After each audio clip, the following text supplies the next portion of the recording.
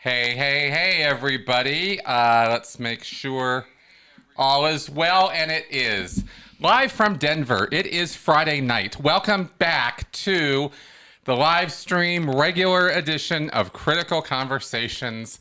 As always, or not always, but mostly always, I am joined by my beautiful wife, Melissa. Hello. And we are very, very happy to have her here. This has been a week. This has been 2 weeks. Jesus, was it? It wasn't, the wedding wasn't last weekend. No, it was 2 weeks. 2 weekends ago. Yeah, 2 weekends ago, we went to a wedding in Kansas, and we're still recovering. Still feeling it, yeah. Yeah, still feeling it a little bit. I'm pretty much over it now. But it was me first, and then it was Mel.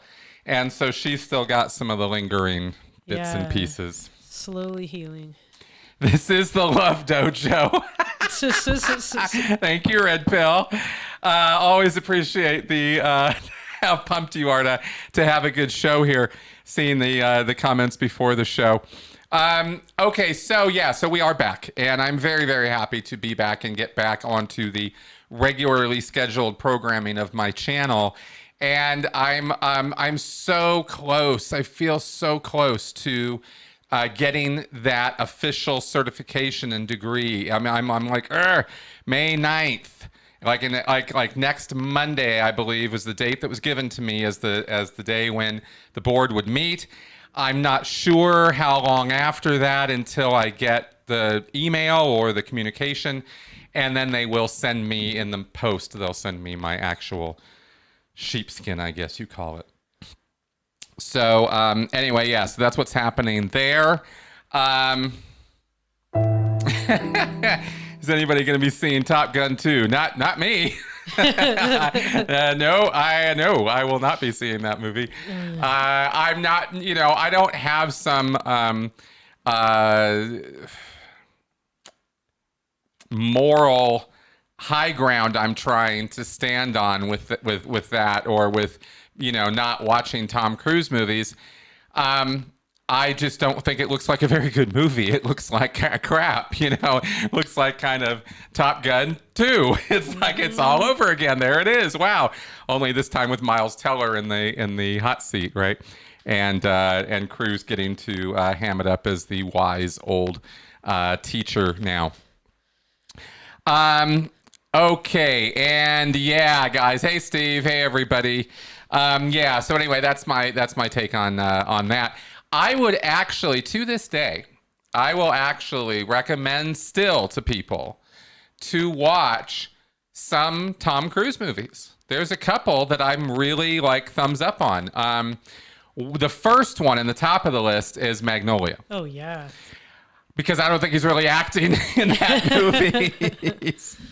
I think that's about as close to the real Tom Cruise as you're ever going to really see on the screen. He is an actor, and he does act, but in that role, he comes out in the eyes. It's really quite an interesting transformation that Paul Thomas Anderson got him to do on camera, and I definitely look to the director on that one. When Cruise shines on the screen, it's because he has good directors who know how to make him shine. And Paul Thomas Anderson's quite good at that kind of thing when it comes to getting really deep into somebody and drawing that some kind of deep performance with emotional resonance, that comes out. Yeah. Collateral is also another one. That's right. Oh, That's a very good one. That's Michael Mann. And not sure what's happening over there, but I'm assuming everything's going smooth here. We're hearing a little clicky click. Anyway, so Collateral is another good one. And the other one is, I actually enjoyed, but I enjoed A Few Good Men. I still think that's a good piece of cinema. It's enjoyable. It's entertaining. Wasn't he in, was it like a veteran? What was that movie? 4th of July? Oh, Born on the 4th of July. Yeah. I never saw that one. Because I think he supposedly did really well on that. That's what I'm told. Yeah. That's what I'm told. That was, I think, his first serious go for an Oscar, and he's never gotten one. I don't think he really has deserved one. His second real serious effort for an Oscar was Last Samurai, which again was just hokey. It was a hokey movie. Yeah. Okay, so just going off a little bit there about Tom Cruise. I'm glad that there was some comment here about that 3-hour thing I did on Wednesday. You guys are really gonna love the podcast tomorrow. It is about history of man. One of you all suggested and emailed me even about covering history of man and then doing a show covering the revolt in the stars. Or I really should call it revolting in the stars. It's really quite awful. So that one is coming. But what I did this week on the podcast is I did a bit of a deep dive on Scientology, a history of man. So that's going to post tomorrow. I wanted to post it. I'm bringing this up right now because I wanted to post it on Star Wars Day on May 4th, Wednesday. May the 4th be with you, right? And I'm still a big Star Wars fan. I'm classic Star Wars fan. I am not, expanded universe fan, and I'm not new movies fan. But the originals, I'm still a fan of. And so, do we have some crackly audio? Yeah, I'm not sure what the deal is here with that. If it gets too bad. Yeah, it's a live stream issue. And let me just check one thing really fast just to make sure that we are... Yeah, stream is marked as healthy. We're not getting any YouTube alerts on that. So I'm going to just kind of proceed. Yeah, History of Man's definitely a strange book. Okay, good. So I wanted to get that podcast done on May 4th and actually put it out as a bonus episode, but then that 3-hour, then the 3-hour podcast happened with Jonathan Streeter. And I don't regret it, but I didn't anticipate it being what it became. And I put a comment down on that. I don't know if y'all saw it, about how I actually expected, if you saw this annoyed, like, kind of, I really wasn't at my best. And that came mostly from the fact that I didn't actually expect to be there that long. And not even, I didn't think we were going to go an hour. And I didn't think it was going to be a debate. And I didn't think I was going to have to deal with somebody who was that naive and just such a fragile ego. I just couldn't believe. I used to really get down on myself about being egotistical and having a fragile ego, but my God, these guys, this Cardin guy was really something. So that's what we spent the majority of the time dealing with, and it was exasperating. That's the word I'm looking for. Exasperating. So you did see some of that coming out in me there, and that was not me at my best. But like I said, I only expected to be there for a few minutes, so it was like, what's this? And it just went on and on and on. So I hope you guys enjoyed that. If I end up, in a situation like that again, I will definitely be better prepared and more patient and more like, okay, let's watch this thing here. Let's see what's going on. And let's start listening to this person, and then let's start asking some sharp and pointed questions and see if we can get somewhere. And that was, thank you, R.R. Smith, for that super chat. I love the super chats and the support, you guys. That's awesome. So, yeah, that business about when I quoted LRH about Jesus. Yeah, this guy says that he was... had watched all of Going Clear and all of the Scientology and the Aftermath, and yet he didn't know who I was. And I'm the only guy who's in the Aftermath twice, and I'm in the last guy in the last episode. So if you don't recognize me as the last guy in the last episode you just watched, how did you watch this whole thing, right?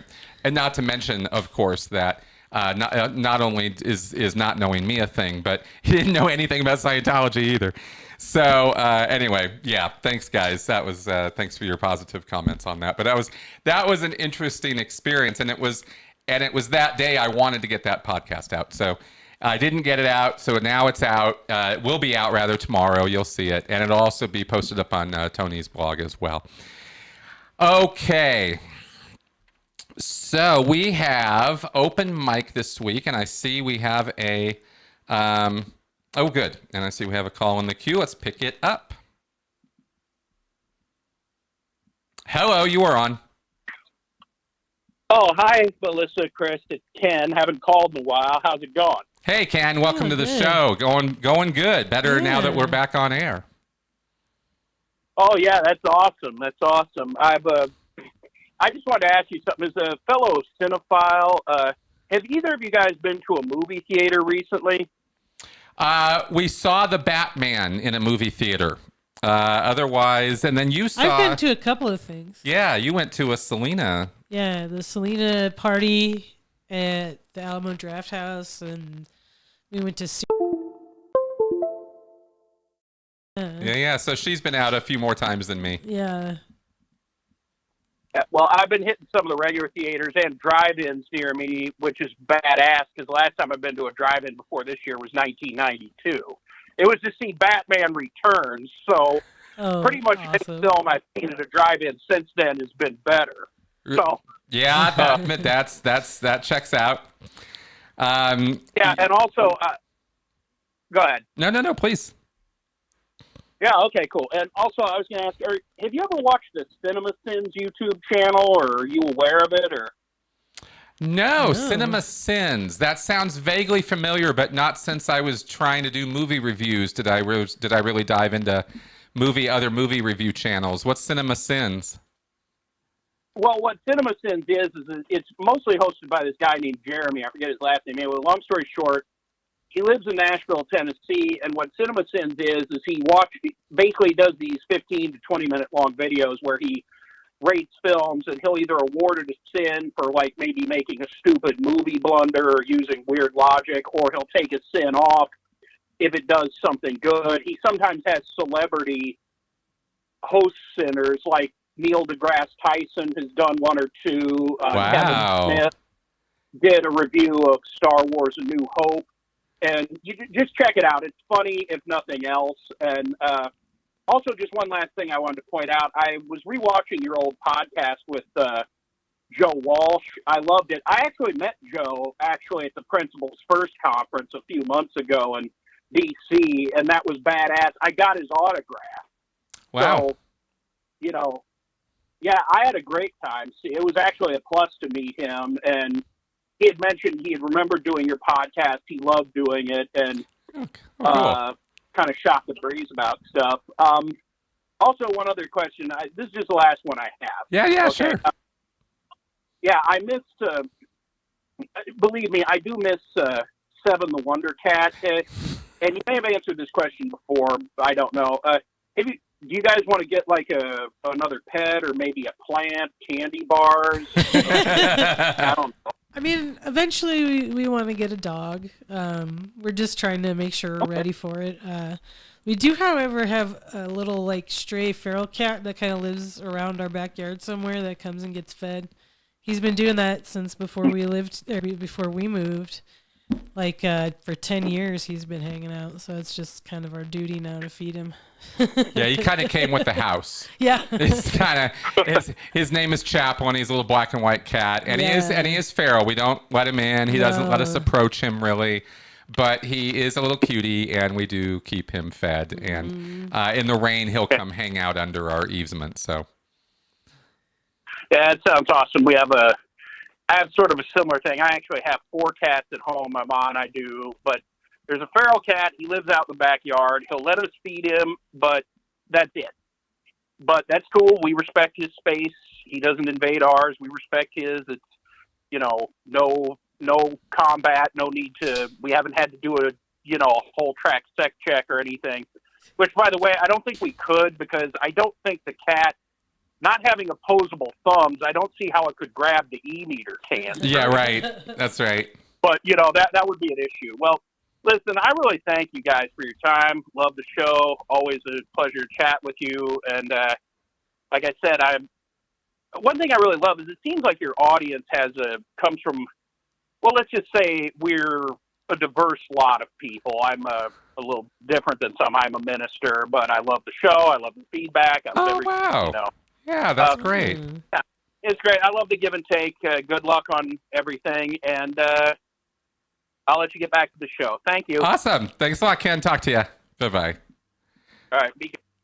That's so cool. Yeah. He's a minister. Just these things you don't know.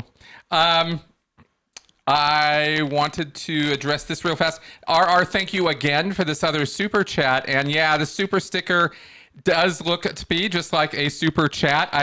I know there's a couple different ways to throw money our way using live YouTube streaming. So there's a super chat, there's these new stickers and something. I think that was just installed or just started because there was some new feature I just turned on like yesterday or something that YouTube was like, oh, now you have this other thing you can do during live streams. And I hadn't even really looked into it. So that's why you see me fumbling around a little bit here trying to explain what's what with this. Okay.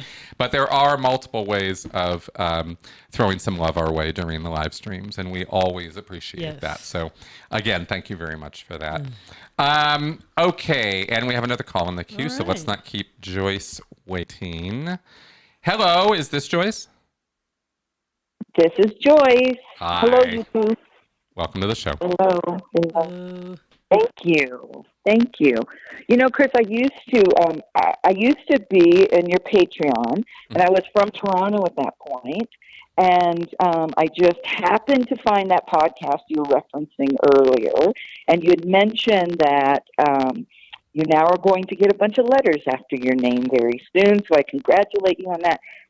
I'm curious, because I'm so inspired how you keep reinventing yourself, and, you know, I just think it's quite amazing. So what are you going to do with those letters? Will you be a teacher? You might have said this before, but I'm just coming back to your channel, so no problem. I'd love to hear. Yeah, absolutely. Let me tell you.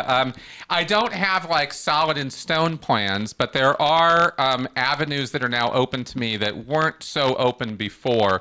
Publishing professionally, academically, and doing research academically and professionally is now something that's a real possibility for me. Research being social science research, but it is still research, just like what I had to do for my master's thesis. And I was, I don't know, I wasn't trying to be innovative. I was just trying to do the work. But apparently the method that I used to do the work was quite innovative, and my professor really liked it. So maybe that might help us, you know, move the ball down the road with cultic studies.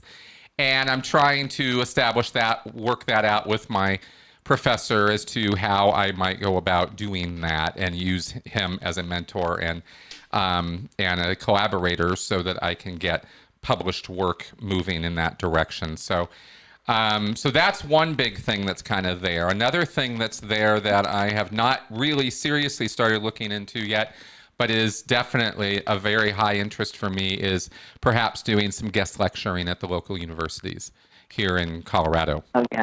Right. You'd be fantastic at that. What's that? Fantastic. Yeah. I said you'd be fantastic at that. Yeah, it'll change your life. Fun. Yeah. Yeah. Well, I just want to say to both of you, I mean, I'm just very, very inspired. At 60 years old, I'm now starting to reinvent my life. I've moved from Toronto to Santa Fe, trying to figure out what I'm going to do. I thought I was going to retire, but, you know, with this stock market thing, I think I better go back to work. So now I'm looking to reinvent myself as well. And I just find it quite inspiring where you have come from, what you've accomplished, and what your future holds. So I want to thank you for that, and thank you for the inspiration. Well, you're very welcome. Thank you. Yeah, seriously, that's great. I have never thought of myself that way just because of all of those factors. So I'm kind of like, ooh, this is making me feel warm and fuzzy inside. So thank you. You're certainly welcome. But I wish you both the best, and I'll continue to watch. I'm back on your channel. So. Awesome. Great. All right, Joyce, well, welcome back. Okay. Thank you both. Bye-bye. Good night. All right. Very nice. And Gurroar, thank you very much for that super chat there. We will keep it up. These are wonderful little stickers coming through here. Somebody asked, let me address this question earlier because it was Gurroar. Who would you love to see leave Scientology next, celebrity or not? Yeah, I definitely would like to see a celebrity leave. Oh boy. I mean, Elizabeth Moss has just proven in a New Yorker article that she ain't going anywhere. And not anytime soon. yeah. But, you know, Michael Pena, I'd love to see him exit. You know, kind of like we saw Ben Foster and what's the Orange is the New Black? Laura Prepon. Laura Prepon is her, you know, his wife. Kind of exited quietly. Perhaps Michael has as well. Who knows? That would be kind of cool. And yeah, John Travolta. That could be interesting. That could be very interesting. But he has said so many positive things for so long. I just don't know if he really at all feels inspired to step out of that world. I just don't know anything about his private life really anymore. So really hard to judge where that's going. But I would as far as who I would like to see, John Travolta would be just beautiful. That would be wonderful for that exact reason of all those years of glowing reports about it. And now maybe he could speak some truth about maybe some things that are not so glowing that he has experienced with it. Because I know he has. You know, I know he has. So that would be interesting. Okay, our call-in line is wide open, and it is an open mic show. Yes. So number 984-214-4154 if you would like to call in. I was reading a little bit before the show, CNN's latest polling article about this whole SCOTUS thing y'all might have heard of and might not have heard. Well, see, here's the thing. I found out, according to the polling, that actually only about half the people in the country really know anything about this. Really? It's not been broadly understood or kind of grokked yet. Wow. And it hasn't really hit or affected, according to the CNN article, hasn't really hit or changed anything in regards to people's ideas about who or what they'd vote for in the midterms. Right, okay. Okay, so it really hasn't been some tsunami tidal shockwave, right? Yeah. And if you don't know what we're talking about the fact that there was a leak out of the Supreme Court this week that seemed to indicate a draft decision from them that the Roe v. Wade would be kind of killed, nixed, no more, and that would no longer be a federal protection or federal law. There are lots of arguments. I got into an argument with a friend this week about this, lawyer friend, because he and I see this differently in terms of the solidity or the validity or the what's the word I'm looking for here? Kind of the strength of Roe v. Wade. It's considered a weak argument or a weak decision on some people's parts strictly from the legal questions that were asked and answered as a result of it. I am not a constitutional lawyer, and I'm not a Roe v. Wade expert when it comes to the law on that. So I can only comment on the fact that this is what people are saying. I don't know why. I don't know what the intricacies of the problem with the law is, but I don't really care. My position, I decided when I was going to do the show here today, was going to be quite bluntly clear that I really don't care how strong or weak Roe v. Wade is. The majority of the country wants that right. If it's not going to be enshrined in that law, then it needs to immediately be enshrined into law through congressional action, right? Yes. So that right is assured at a federal level. That's my take on it. I'm pretty immovable on it. I've got various reasons to think the way that I think, but from a moral position, it's about the human right to choose what to do with your own body. Yes. For a woman, and from an economic standpoint and from a social standpoint, I got a whole lot of arguments in terms of the negative short, medium, and long-term consequences of allowing this to go forward. There are fears about what else might, what kind of overreach might occur in terms of enforcing laws that are anti-abortion if this goes into a state-by-state milieu, right, situation where every state has to decide for itself whether it's going to allow abortions or not, and to what degree, and what do they do if they're going to try to control the state population to enforce those laws. Will they restrict travel, that kind of thing? Can they? Would that be attempted? What about this whole thing about reporting on each other and there being bounties or money offered to expose others who might be breaking these laws? Could that set up problematic, snitch culture and that kind of thing? You bet it could, right? So I've got concerns like those, as well as the economic impact of it. Oh, yeah. And now that I've gone on at a mad tear, do you want to have your say? I think we need to talk more about how 4 different Supreme Court justices lied under oath. There is that too.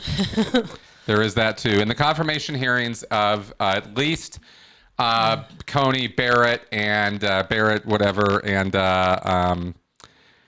Kavanaugh, my recollection is that they were both directly asked, quite bluntly, their opinion on Roe v. Wade and whether it was settled law. And they both thoroughly, vigorously agreed and answered that it was settled law. They did not have a problem with it. They would not be doing anything to it.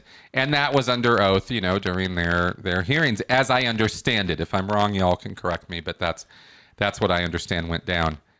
I don't think that is, cool.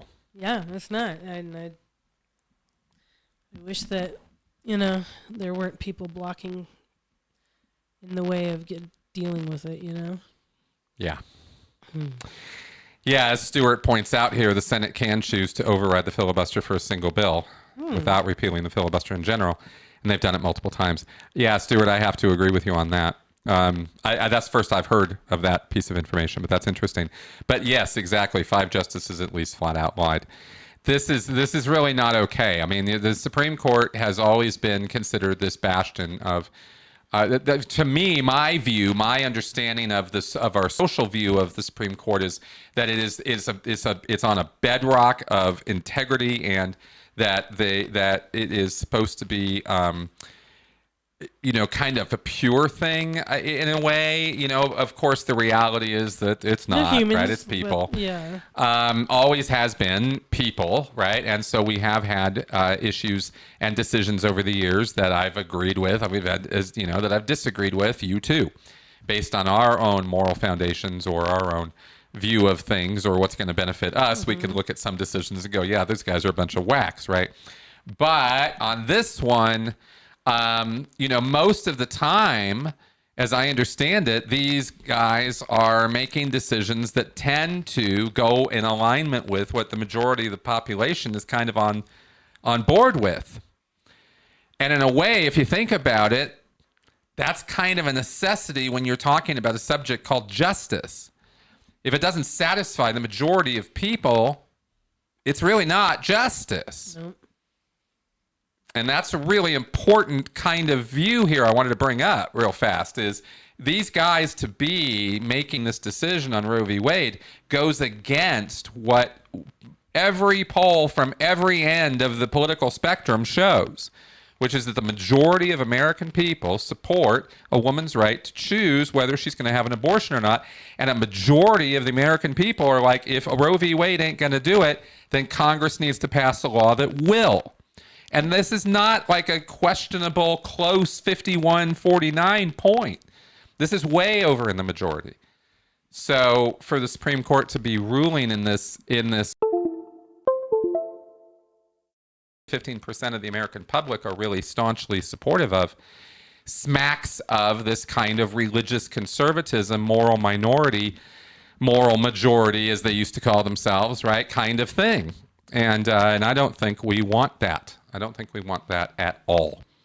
That is moving in a direction of what this word that a lot of us should think of as a very bad word, theocracy. Yes. Right?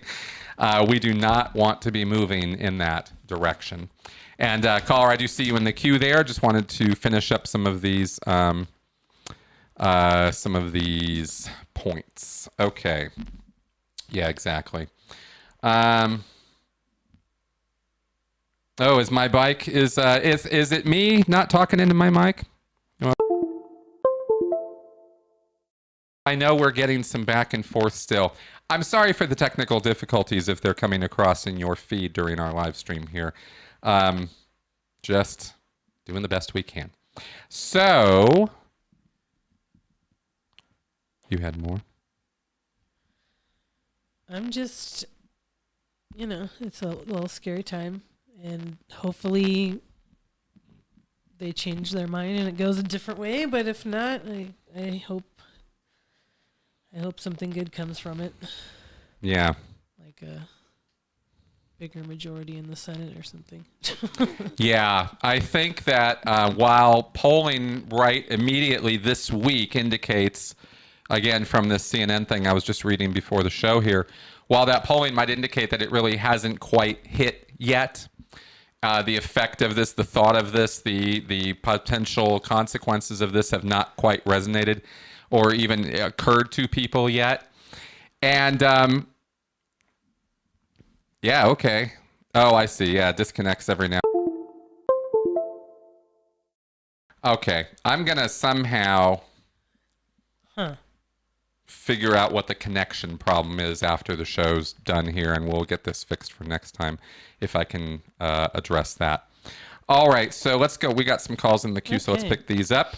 I believe this is Travis. Hello. Good evening, Melissa. Good evening, Chris. Hello. Good evening. Hi. All right. I have a comment, and then I have a Scientology question. So my comment is, for those of you who are watching, or Chris, who are pro-choice and are concerned that perhaps there might be a curtailment of availability of people being able to access care, there are a number of abortion funds in the United States. And all one has to do is a web search for abortion funds in a particular state. Texas has like 3 or 4 of them. They have several. You can donate money directly to those to help women access that care, if that's something that might concern you. Good. Good to know. Yeah, thanks for mentioning that. Yeah. There's a website called the National Association of Abortion Funds, and they have like a sort of a centralized database or whatever where you can kind of scroll down. There's a fund in New Orleans. There's one in Washington D.C. There's one where you're at in Colorado. There are a couple. I mean, it's all over the place. Okay. Yep. Cool. Not just something to think about if people who are pro-choice and that suits their fancy. There you go. Now, moving on, I have a Scientology question that kind of lighten the mood here. Yeah, what you got? Chris, did you ever hear about the aircraft door goals? Okay, yes, I have. And the reason that I'm laughing is because I actually directly define and talk about them in this podcast posting tomorrow. Oh, wow. So now, all you guys watching this, I did not coordinate this with Chris beforehand. He did not.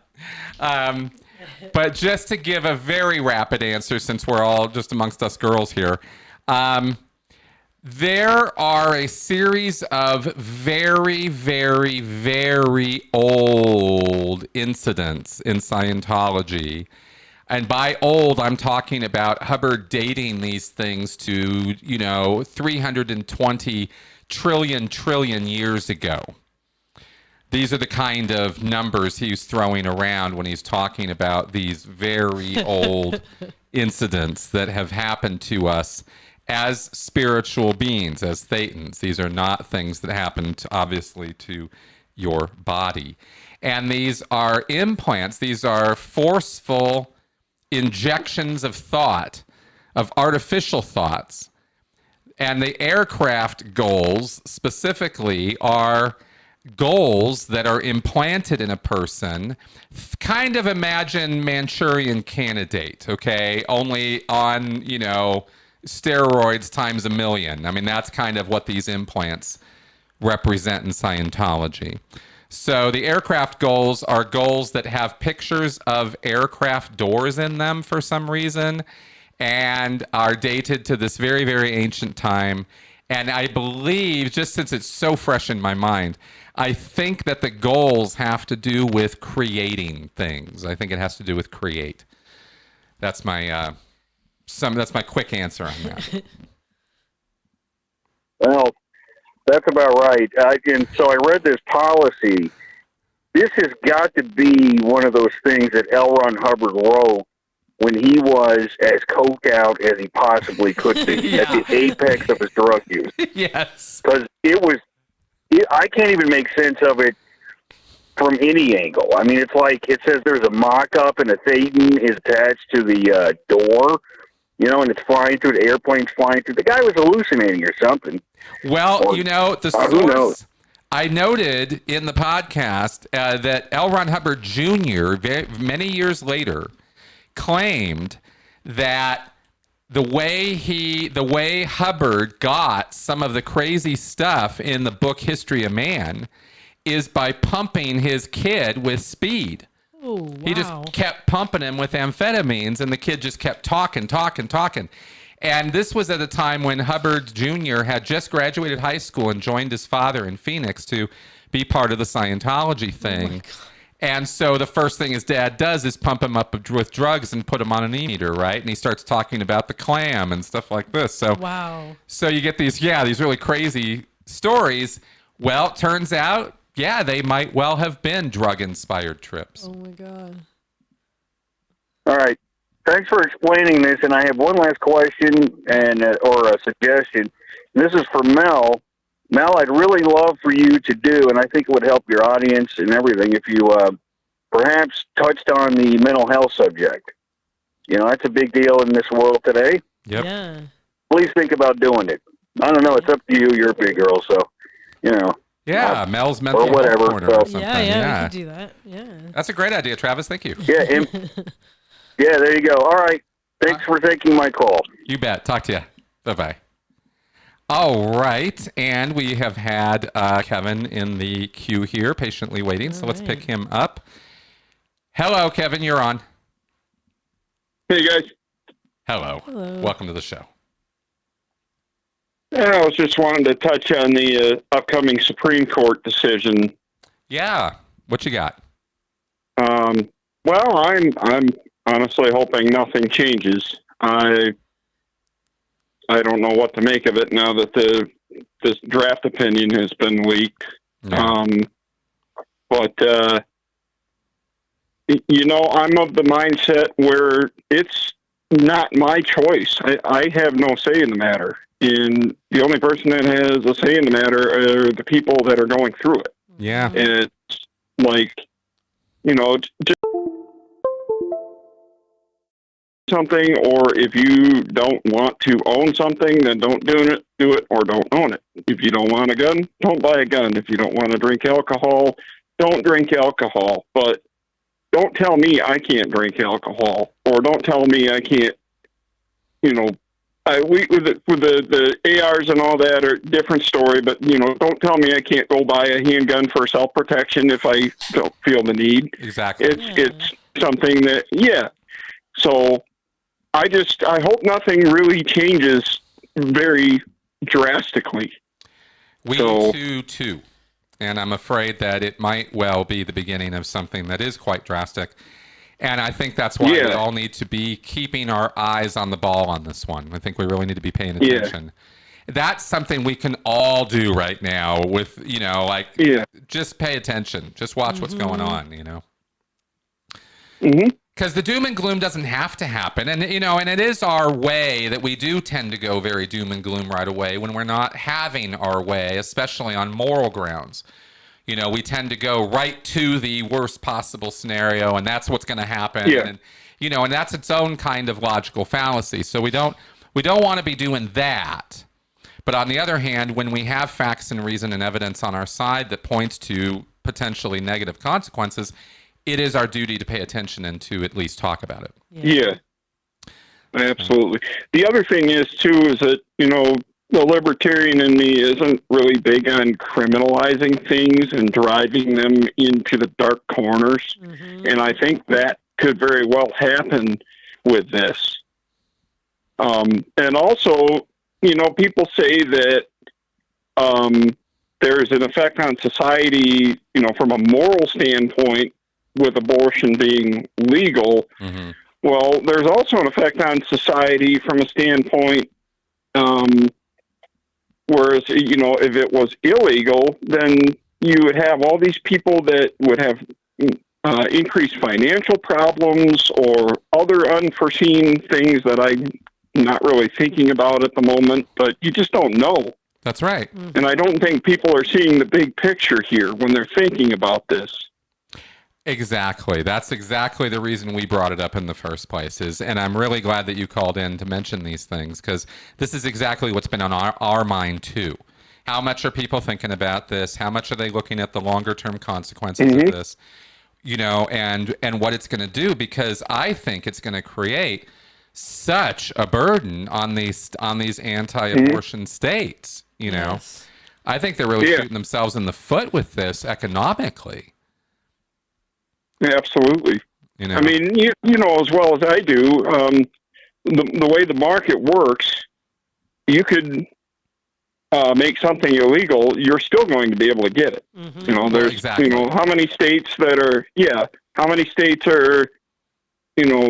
don't have recreational marijuana right now, and you won't have any trouble getting it there. Yeah, exactly. No, exactly.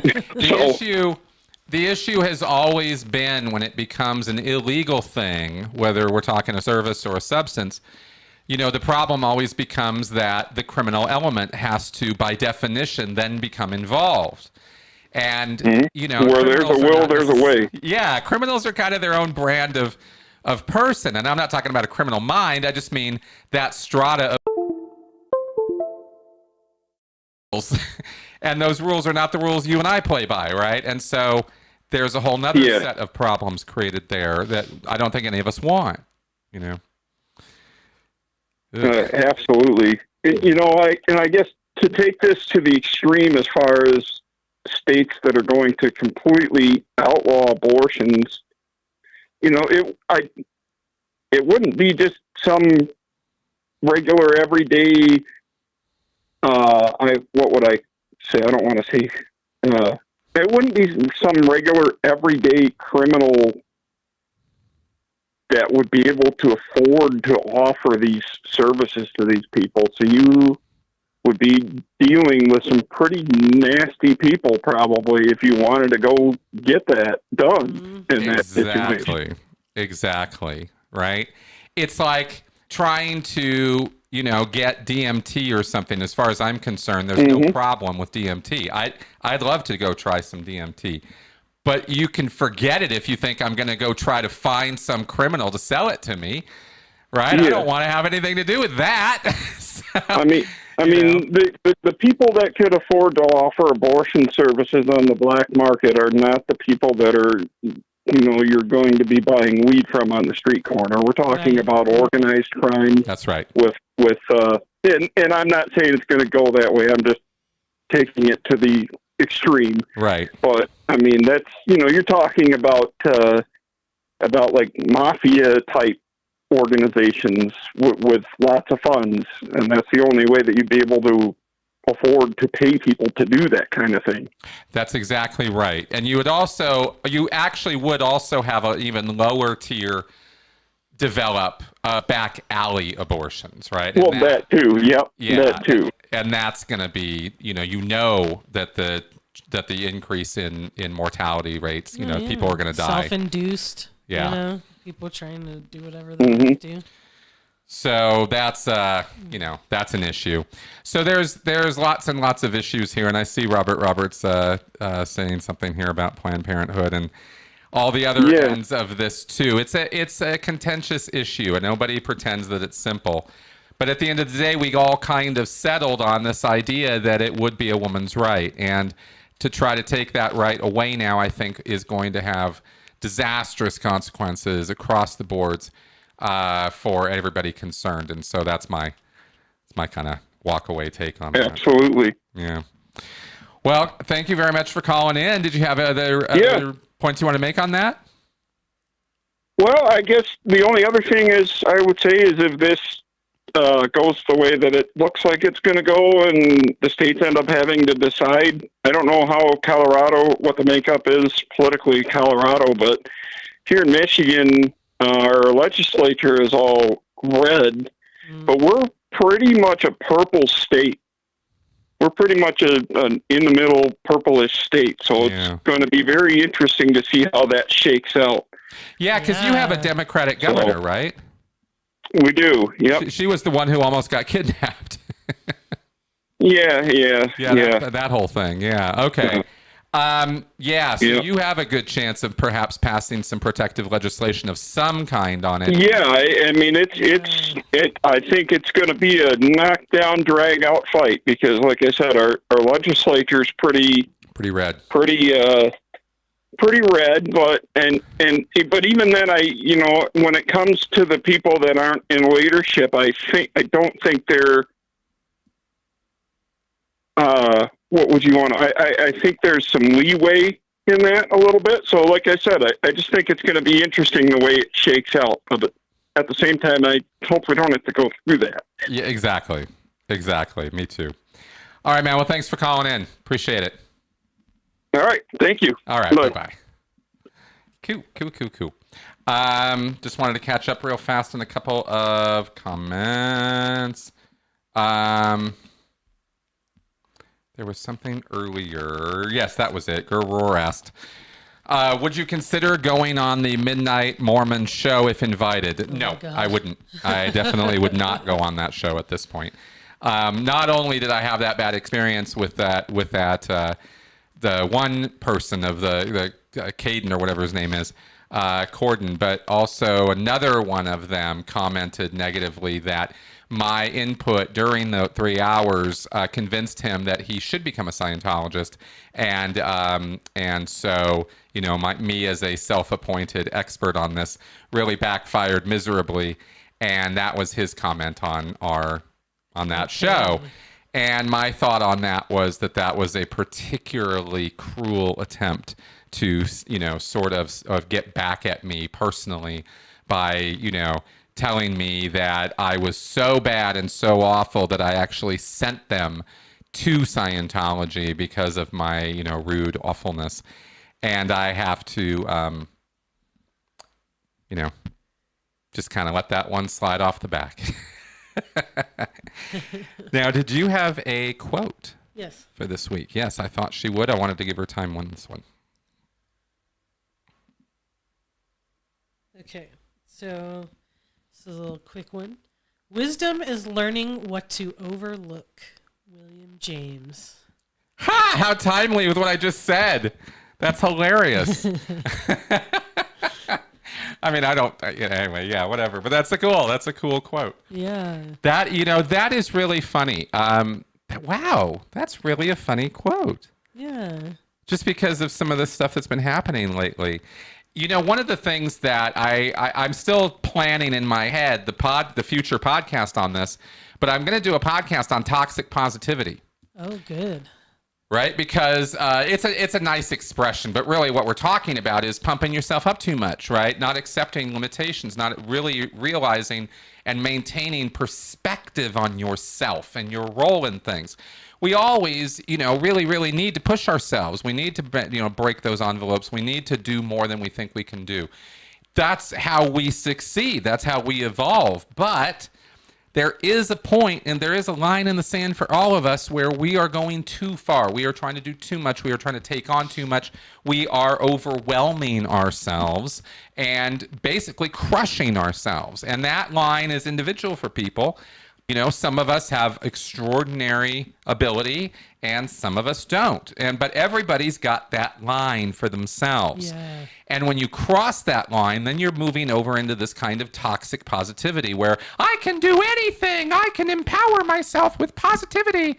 The secret and the law of attraction. And I put out in the universe and the universe is going to give it back to me. You'll see, and all this kind of stuff, right? This ha, ha, ha. Well, this was very much Scientology and very, very much me for way too long. And so this, I'm always looking for life lessons. And this last 2 weeks, there was some life lesson in acquiring some wisdom, as she gave in her quote there, of learning how to let go of some stuff. Just like, hey, man, it's okay to just chill today and let your body get better. It's not an overt if you don't work today. It's okay, right? This is a constant refrain. You guys have heard me for years talking about this because it's just layer after layer after layer of this onion layer stuff coming off in my head about it. And just this sort of toxic business of, if I'm not getting something done every day, then I am just somehow not living a successful life. Mm-hmm. And so there is a little bit of wisdom in letting that go. It's okay. Letting that go. Take a day off and rest. Exactly. It is acceptable. Or 2 or 3 or 4. Yes. And that was the hard part. See, taking a day actually hasn't been that bad for me anymore. But taking 3 or 4, that was really straining me a lot, and really putting me over the top. Yeah, I definitely pumped myself up while I was on staff. Yeah, for sure. Okay, so yeah, exactly. Thank you guys for your positivity in the comments here. I appreciate all of that. Okay, so podcast, I guess we'll start moving toward wrapping up. So I've mentioned the podcast already. That'll drop tomorrow. We will be doing a regular Q&A this week, not a live one. I will pre-record it tomorrow. That'll go up on Sunday. I've got some great questions from some of you guys in my queue that will be coming up. And I hope you guys have been liking the longer answers I've been trying to kind of focus on in that show. It seems to be getting some positive feedback. So I'm trying to kind of dive a little deeper in some of the questions and talk a little bit more about it. And I've been accused of talking too much in the past. So that's why I'm always a little leery about how much is too much, so I'm still playing with that. Okay, so there was that. And I think we should do our cards, yeah? If you had any last minute questions or anything you wanted to throw in the comments, now would be the time, because we're not going to be taking calls now. Yes, thank you, Debbie. Oh yeah, the Twitter thing. I'm not sure yet. Elon Musk is now going to own Twitter, right? And I actually am going to be, and I'm in the process right now of setting up a couple social media accounts. I am going back on social media, but only professionally, right? I'm not going to be dropping dad jokes every day and stuff like that. I'm just going to be kind of trying to keep it professional. And so I was looking at a Twitter account, an Instagram, Facebook page is kind of where I was looking at starting and then seeing where it goes from there. So that's so that's kind of what I'm looking at. That's what's happening. And it's all around, Chris Shelton MSC, because I get to have those letters here. Just waiting for that certification. Then you guys will see it. Pick a card, any card.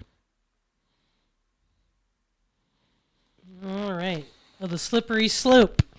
All right, slippery slope, logical fallacy. What does it say? Asserting that if we allow A to happen, then Z will consequently happen too. Therefore, A should not happen. Colin asserts that if we allow children to play video games, then the next thing you know, we'll be living in a post-apocalyptic zombie wasteland with no money for guardrails to protect people from slippery slopes. This is so funny because this was the logical fallacy I was referring to earlier in this show. Yeah. When I said people can take the worst possible case or worst scenario and go, well, that's exactly what's about to happen. It's slippery slope. Mm-hmm. So I did not force that card. That's just what came up. So there you go on that one. It was a lot of fun talking to you guys this week. I'm really, really happy to be back. I will, I'll see what I can do about this technical stuff. I'm probably really only going to have to reboot the damn computer before we start the show and kind of clear everything out. That's probably what's going on, because this crackly stuff really only happens, the connection issues really only happen when we're live after I've had the computer on for a while. So I'll try that as my immediate point of debug, and we'll see if that fixes things. All right, so, Yes. So I will definitely, by the way, once these social media accounts are set up and green light, you guys will know all about it. I'll be posting links and and stuff like that so I can get followers again. Okay, so that all being said, I guess we will wrap up. It's been a lot of fun talking to you guys. Yeah. And I do have a new Venmo in the description, as well as the PayPal and the Patreon, if you guys are interested in that. All right, guys, see you next week. Bye-bye. Good night.